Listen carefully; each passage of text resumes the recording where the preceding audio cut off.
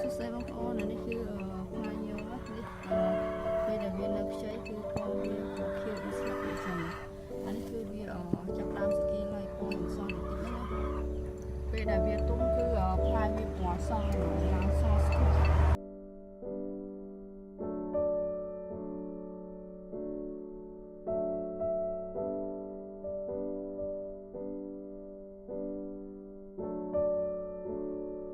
បងប្អូនកុំឃើញថាផ្លែវាឡើងពណ៌សអញ្ចឹងវាទុំមែនប៉ុន្តែវាងាយជ្រុះទេ